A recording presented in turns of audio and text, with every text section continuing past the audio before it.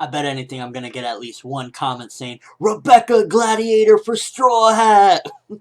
Alright, so this chapter of One Piece, very dialogue heavy, a lot of introductions, and overall just a lot of content to go through.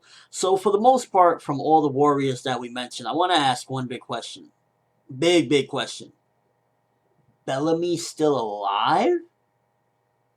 What? So, Bellamy, if you don't remember who Bellamy is, it's been a long time. Supposedly, in the past, Doflamingo, off-screen, had him maybe kill himself or do something like that, because when, basically, Bellamy was, like, weak in Doflamingo's eyes, and he did something to him, and we thought, he was dead. He basically kicked him out or whatever. But we see that he is a part of this gang of, people that are entering the tournament he's representing for the Don Quixote family.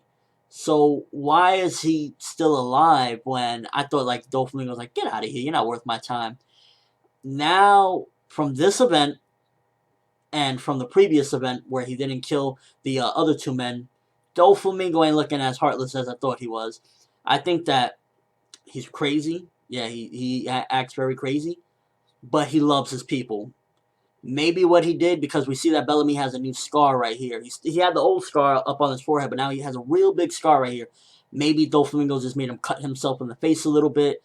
I don't know what it is, but Doflamingo isn't as heartless as I thought after seeing that Bellamy is alive, because I thought that he made him kill himself, like maybe, slash his neck or something crazy, but from what we see now, he isn't as heartless. So I'm a little disappointed, because I really thought, Bellamy was killed off, Doflamingo, heartless guy, all this time, I thought he was done. But apparently, unless he was revived somehow, which I highly doubt that, maybe there's some mechanics in his brain and he's a robot, something crazy, which, with One Piece anything goes. But Doflamingo ain't as heartless as previously mentioned, pretty much.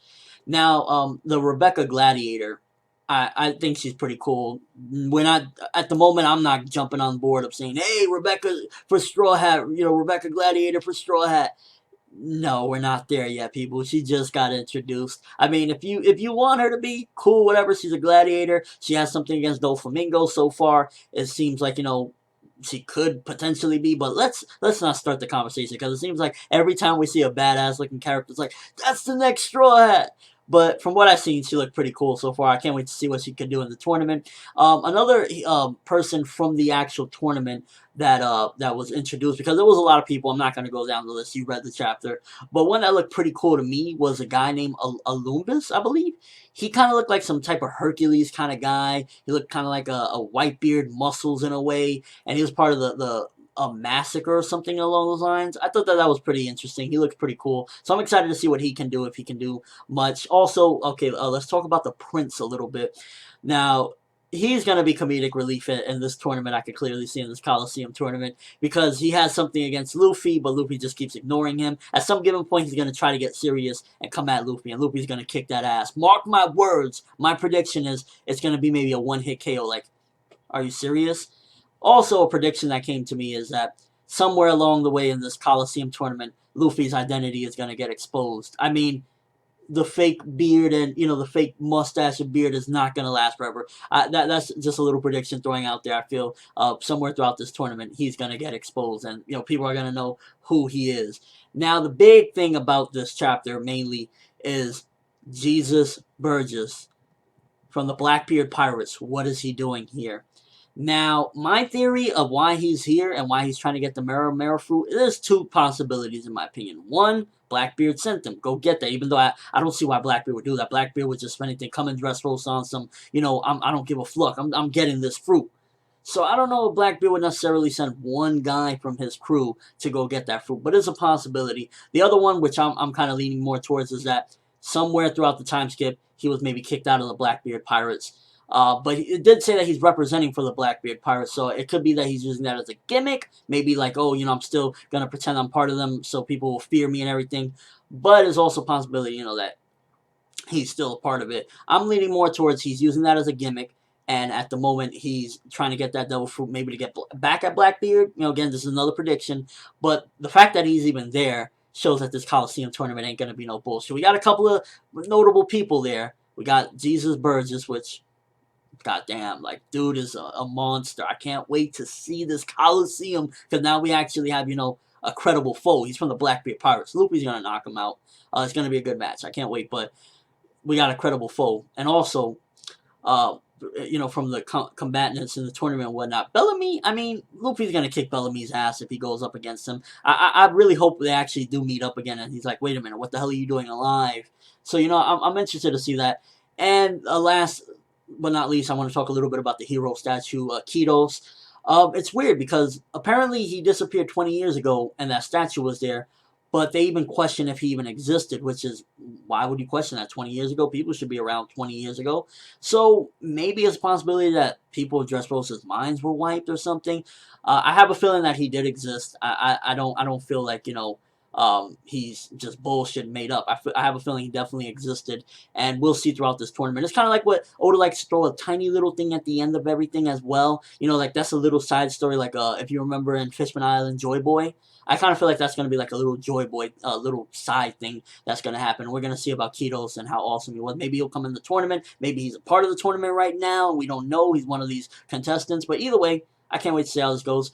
Pretty decent chapter. Nothing too extravagant. Mostly introductions. Some of the stuff that I didn't really care for is I felt like he crammed too much of the introductions. It was like, one page. Okay, so we got these guys from there, we got these guys from there, these guys from there. And since I don't really know any of them, it's like, okay, some of them look cool, but for the most part, I didn't really care about any of that. So that's one of the things that I really didn't care for. It was like so many introductions in this chapter. I wish maybe like here and there we would get like 4 here or something like that, because it felt really cluttered and it's like I can't remember all of them. So that was one of the things that I didn't really care for the chapter. But other than that, it was, you know, just another setup chapter, pretty decent. Score, I would give it maybe 3.5 out of 5. The joke with the Luffy and Lucy thing when he says, I'm Luffy, king of the pirates, and then he got hit in the back of the head like, no, you're Lucy. He's like, right, Lucy. That was pretty funny. And yeah, overall, a pretty decent chapter. Comedy here and there, a lot of introductions. I can't wait to see what this Rebecca girl could do, like I said. Also that a Lumbus guy, he seems pretty decent. And Bellamy, why is he there? Is he a robot or something? Which, again, I know that's just reaching like hell, but I guess Doflamingo really isn't as heartless as I suspected, and as all of us suspected, because why else would Bellamy be there? What do you guys think? Kitos, does he really exist? Did he really exist 20 years ago? Is this all a mind fuck by somebody? Also, Bellamy, what is he doing there? Is Doflamingo really not as heartless as once thought? To be honest, when I first saw Bellamy again, he looked like Doflamingo, and I was like, wait a minute, what? Is that Doflamingo? And then I took a close look at Bellamy. Maybe he has some relation to him and didn't kill him because of that. I don't know, just a thought there. And overall thoughts of this tournament. Rebecca for Straw Hat? No, let me stop. I just know somebody. At least one person is going to say that.